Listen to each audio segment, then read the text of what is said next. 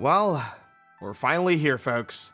The season finale of Constellation. The one we've all been waiting for, and what a way to end the season. We've got a lot of small details that hint at solving the bigger puzzle, along with some others that left us a bit out of contact. There are also a lot of neat ties to real life, so those are explained as well. We start by seeing multiple events that appear to be happening simultaneously. Jo is taken to the Belitz Heil Staten Sanatorium while Irina watches her from above and holding a beaded necklace. But when Jo looks up from the stretcher, she's the dead cosmonaut walking alongside her. Jo gets hooked up to an electroshock machine and gets electrocuted for just over a minute until she flatlines. Just as Jo is shocked, the ISS transitions from dark to light. In this scene, we could also see that there's still a Cal data core on this version of the ISS. Also, at the same time, Bud wakes up in Henry's reality to find the Cal in the snow and the ghost tapes and the player of Jo's blue car. Simultaneously, Jo gets electrocuted. This causes a reality shift on the ISS to daylight, and Bud destroys the Cal while it's activated. Then the tapes pull apart, the ISS powers back down, and Jo looks like she dies. Right after we see Jo collapse from the electroshock, Blue Alice is just returning home with Magnus and tries to convince him that Mummy died and that this Jo is another Alice's mom. Magnus has no patience for this and he says, "But you just spent 2 days with her." To note about this, at the end of episode 7, Blue Alice woke up in a hospital after the cabin incident, and Blue Magnus still has the cut on his head from what he hit the piano. In this scene, Blue Alice and Magnus go straight home after the cabin, and Magnus does not have a cut on his head. I think we're seeing 2 different versions of Blue Alice and Magnus, one from 2021 and one from 2023. As Alice and Magnus continue to disagree about Jo being dead, Irina is having blue reality mementos rolled into the sanatorium. Behind Irina, there's a poster of a cosmonaut doing a spacewalk, and in Russian it says, "There is no God." This may be a reference to the real-life Yuri Gagarin, the first man in space. Irina has an ultrasound performed on Jo, and to her concern, it looks like she's pregnant, and the baby is putting off an interference pattern just like the Cal. Next, we see how 2021 Bud/Henry are settling into their new realities. Henry, in Bud's reality, is being charged for shooting Paul Lancaster at 6556 Lexington Avenue on 11/8/2021 at 21:05, and for the murder of Ian Rogers on 10/17/2021 at 23:35. He demands a polygraph and a DNA test. Bud, on the other hand, is having a much better time. He's living it up in his fancy room while discussing the busted Cal and Jo with Frederick. Bud blames destroying the Cal on Jo when he says she's taken an axe and given it 40 whacks. To Frederick's surprise, Henry could care less. It's a thing. We've got lives to live. Back at the sanatorium, Jo wakes up in the dark to find herself locked in a room with a piano and some blue reality family photos. Just as Jo has a headache, we hear someone from upstairs also cry out right before a nurse opens the door. Jo tries to plead with the nurse, but gets locked back in. After being locked in, Jo and Irene continue to argue about what she's been seeing. Jo's given an eye test while they talk, and we can see that her right eye reacts to the light, but her left does not. Irina tells Jo that Alice was very sick after the fire, but is recovering with her father. Irina tells Jo that she's pregnant, and they have a new treatment that keeps both her and the baby safe. Jo still demands that she must go back to her Alice and swats the pills away. Jo asks what the crying out noise from upstairs is, and Irina mysteriously says that there's another guest here and they're incurable. As Irina turns around to walk out, Jo grabs her arm and sees the dead cosmonaut instead. She realizes they're the same. This freaks out Irina by reciting the ghost tape, and Irina leaves the room completely distressed. Back to Henry and Bud. Bud, in Henry's reality, is going through some of Henry's folders, just as Irina calls him. He has 2 mission folders out, ISS Expedition 68 and 57. Jo was on both 68 and 69. Nice. Paul was on both 57 and 69.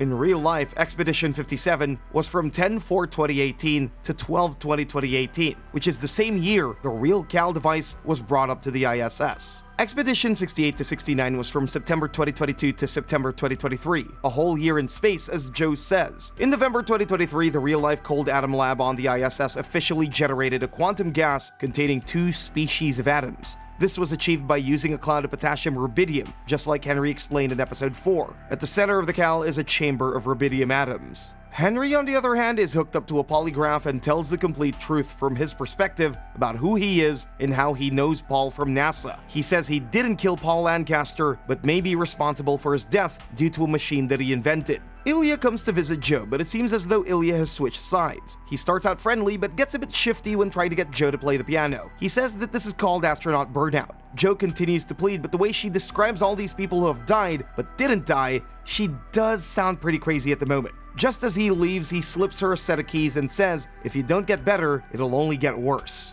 Back to Bud living Henry's life, Bud shows up at a fancy restaurant to meet with Irina. When Irina says her classic, "You make me feel obscurely better," she pulls back and asks, what's different? Bud ends up telling her all about switching places and that now he's the guy who won the Nobel Prize and wants to make sure the pills smooth out his little personality disorder. To note about the scene, Henry won the Nobel Prize in 1981. In real life, the Nobel Prize was awarded to Nicholas Bloombergen and Arthur Leonard Schlalow for their contribution to the development of laser spectroscopy, which is related to the lasers used in the CAL. Without this, the CAL would not be possible and could be an explanation for why no one else built the CAL in Joe's reality. Back at the sanatorium, Joe uses the keys Ilya passed her to check out what's going on upstairs. She sneaks past a sleeping nurse and finds a room with some creepy-looking twins who kept repeating "Mama." Joe runs back to her room and starts to give those pills a second thought before crying herself to sleep. While Joe starts to grasp how bad things are looking for her, Alice starts to come to terms with qualities in her dad after having a conversation with Wendy about her dad being dead. She apologizes to her dad by saying that she knows what her mom said is make-believe and they agree to see her. Both Alices end up pulling out tape recorders, but when Red Alice asks to play a game and talk to her mama, Blue Alice leaves her unplayed.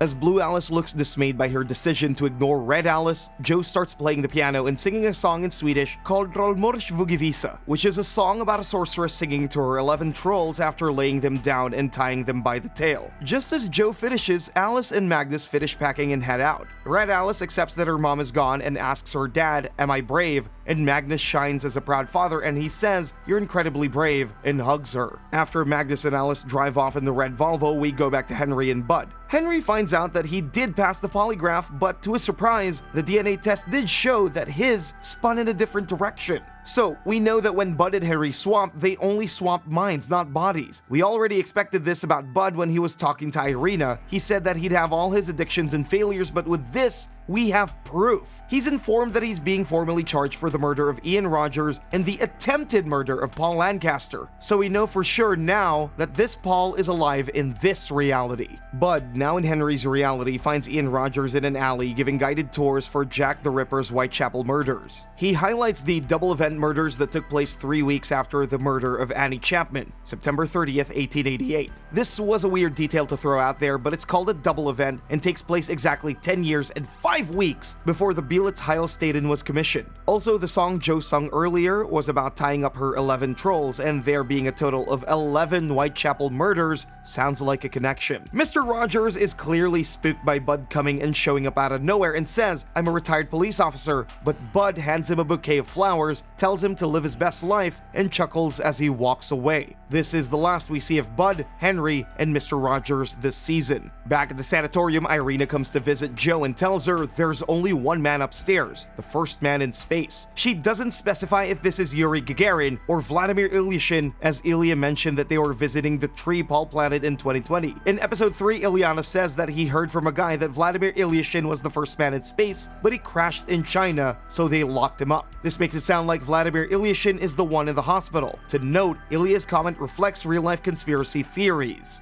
Irina tells Joe to play the piano and to do things that your body is familiar with. This doesn't explicitly explain a lot, but it implies that muscle memory type skills are tied to body, while knowledge and facts are not. It kinda seems like Henry is inheriting Bud's addictions. Joe realizes at this point the sad truth is that she is dead in the other reality, and there's no point in going back to a dead Joe. Irina pleads with Joe, "Enough! You have a child here to be a mother to," and you can see how torn Joe is by this as she finally starts to accept Irina's offer. Magnus and Alice pull up in a blue car. At first, this is expected, but this is not the same blue Volvo that we've seen before. It's a Volkswagen Passat, not a Volvo XC90. It has a different license plate number and the rims are different. I guess they were expecting us not to notice this. Joe looks out the window and we can sense a vibe of relief on her face and has a heart-to-heart talk with Alice about accepting their new reality, that Joe is proud of this Alice. Back inside the sanatorium, Joe tries to be rational with Magnus by showing him the picture that Alice drew of Valia. To note, Joe is wearing a completely different outfit. Did she change, or are we seeing a second version? If it's the same Joe, it'd be weird that she just had a conversation with Alice about accepting her new reality, only to dredge it back up with Magnus. As Joe gets ready to head out, Irina takes another look at the entangled baby inside Joe and decides to send an email to the astronaut mail list stating that in 1967, she became the second woman in space, and since then, it's been her burden to hide and conceal the basic fact that space travel drives people mad. As she's typing it up, we catch one last glimpse of the first man in space playing chess by himself. In real life, on April 24, 1967, Vladimir Komarov's capsule burned up on re-entry due to his parachute not deploying and was the first human to die 5 weeks after his 40th birthday. He knew before the launch that this would happen, but went anyways because if he didn't, they'd have sent Yuri Gagarin, the first man in space. 1 year later, Yuri died in a plane crash after having his flight privileges reinstated 5 weeks prior.